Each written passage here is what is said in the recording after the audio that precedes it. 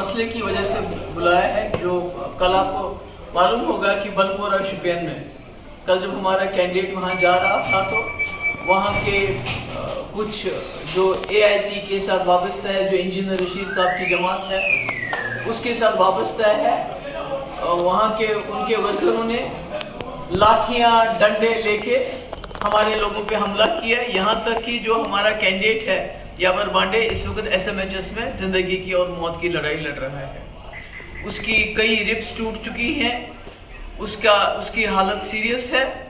और मैं जानना चाहती हूँ कि इंजीनियर रशीद साहब तो जेल में हैं, तो ये जो पार्टी बनाने में मुफ्ती साहब को 50 साल लगे और अभी तक हमारे पास ऐसे रिसोर्सेज नहीं है कि हम जगह जगह कैंडिडेट खड़ा करें। एक आदमी जो जेल के अंदर है, पार्लियामेंट इलेक्शन लड़ते हैं, बहुत अच्छी बात है। अब उनकी ये ऑर्गेनाइजेशन के पीछे कौन है जो जगह जगह उनके लोग खड़े होते हैं?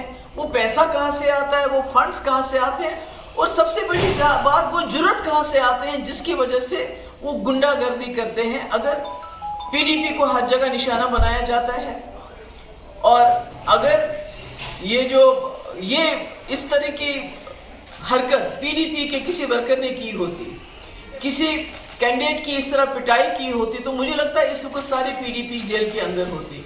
तो मैं यहाँ की सरकार को बताना चाहती हूँ कि अगर आपने इंजीनियर रशीद साहब की पार्टी को दोबारा एक प्रॉक्सी पार्टी, जब आपकी बाकी प्रॉक्सी पार्टी फेल हो गई है, अब इंजीनियर रशीद साहब की पार्टी को आप सामने ला रहे हैं, उसकी आप भरपूर मदद कर रहे हैं पैसे से, बाकी चीज़ों से, तो मुझे ये बताइए कि आप फिर बताइए सीधे कि बाकी किसी पार्टी को इलेक्शन ही नहीं लड़ रहे हैं। ये कैसे गुंडागर्दी है? अगर कल हमारा कैंडिडेट यावर बांडे बलपोरा में चला गया है, जहां का आपका AIP का कैंडिडेट है राजा वहीद, तो उसके वर्करों ने इस तरह कातिलाना हमला कैसे जुर्रत की हमारे कैंडिडेट पे करने की, और अभी तक कार्रवाई क्यों नहीं हुई? अभी तक वो लोग जेल में क्यों नहीं है? तो मैं लोगों को भी खबरदार करना चाहती हूँ कि प्रॉक्सी पार्टीज के इसमें मत आइए। इनके पीछे एक बहुत बड़ी ताकत है जो चाहते हैं कश्मीर का वोट जो है वो डिवाइड हो जाए। खासकर PDP उनके निशाने पे है। उनको मालूम है पिछले 5 साल में भी PDP वाहिद जमात है जिसने जम्मू कश्मीर के लोगों के लिए खड़ी रही, यहाँ के जो जेल में लोग बंद हैं उनके लिए खड़ी रही। जो इन्होंने 5 अगस्त 2019 को किया उसके खिलाफ आवाज़ उठाई, इसलिए इनके निशाने पे PDP है। और ये जो इतनी भी जमातें हैं जो आज़ाद उम्मीदवार की शक्ल में आ रही हैं, AIP की शक्ल में नज़र आ रही हैं, उनका बाज़ाब्ता कहीं ना कहीं से उनकी फंडिंग हो रही है और उसके साथ उनको सरकार की पूरी प्रोटेक्शन मिल रही है। तभी उन्होंने जुर्रत की कि PDP के कैंडिडेट पे इस तरह कातिलाना हमला करें। Ma'am, you want any sort of probe in? वो तो पता है उनको अभी तक जेल में होने चाहिए थे, अभी तक वो जेल में बंद क्यों नहीं है? और ये जो AIP के कैंडिडेट है, इनके पास इतने वसाइल कहाँ से आ गए? इनका लीडर जेल में है, ये हजारों की तादाद में इनके साथ गाड़ियां होती हैं, इतना पैसा कहाँ से आ गया? ये तो लोगों को सोचना चाहिए, ये अचानक कहाँ से आ गया?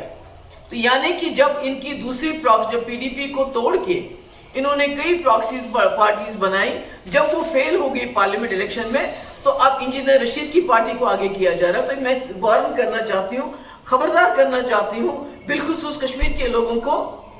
आपके यहाँ बिलाशक PDP NC कांग्रेस पार्टी है, इसके अलावा जितने भी आप मैदान में इस वक्त देख रहे हैं, जितने भी लोग घूम रहे हैं, खासकर AIP की जो पार्टी घूम रही है, इसकी बैकिंग पीछे से हो रही है।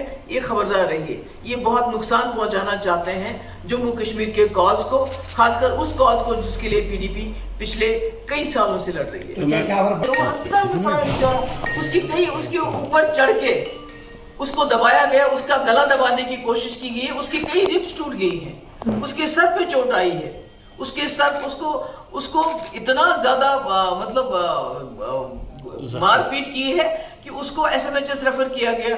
उसकी नाक से मैंने सुना खून भी निकला है। तो अब इससे ज्यादा और कातिलाना हमला क्या हो सकता है? तो क्या वजह हो सकती है? ये सेंस ऑफ इनसिक्योरिटी है उनके लिए कि PDP उनके लिए एक खतरा साबित हो सकती है? बिल्कुल PDP के पीछे पड़े हुए हैं, PDP के कैंडिडेट पे हमला हो रहा है। हर जगह जो PDP के रिबेल कैंडिडेट्स हैं उनको स्पॉन्सर किया जाता है। बच्ची का कैंडिडेट देख लीजिए जिसने प्रेशर कुकर निशान रखा है, जिसको हमने एक दिन नेशनल कॉन्फ्रेंस से वो हमारे पास आया, दूसरे दिन उसको कैंडिडेट बनाया, उसको इज्जत दी, सब कुछ दी। जी। तो आज वो भी प्रेशर कुकर का निशान लेके डोर टू डोर जा रहा है और उसकी भी उसको एनआईए के केस की वजह से ब्लैकमेल करके उसका भी इस्तेमाल कर रही है बीजेपी पीडीपी के खिलाफ। तो जिस तरह से राजनाथ सिंह जी का खिलाफ साजिश है। इनको मालूम है कि पीडीपी अगर ताकत में आ गई तो वो दिल्ली के डिक्टेट्स को नहीं मानेगी। तो राजनाथ सिंह जी का भी ये बयान आया है कि पीडीपी नहीं, देखिए मैं तो बार बार कहती हूँ कि बीजेपी सरकार के साथ हुकूमत बनाने के बावजूद मैंने 12,000 नौजवानों की एफआईआर वापस लिए, जबकि उसको स्टोन पेल्टिंग पीक पे थी। दिन में कोई जगह नहीं थी जहां पथराव नहीं होता था, मगर मैंने वापस ले ली। मैंने दिल्ली से डेलीगेशन मंगाया, बहुत टॉप डेलीगेशन था, हुर्रियत के दरवाजे पे भेजा, मैं और क्या कर सकती थी। तो इसके मुकाबले में जब उमर साहब नेशनल कॉन्फ्रेंस में वजीर थे, बीजेपी की सरकार में दिल्ली में वजीर थे 5 साल, उन्होंने क्या किया, पोर्टल यहाँ लागू किया, उन्होंने शातूस पे बैन लगाई और पूरी दुनिया में घूमते रहे ये कहने के लिए कि जम्मू कश्मीर दहशतगर्दी का मसला है, पाकिस्तान के ऊपर बमबारी करो, मसला हल हो जाएगा।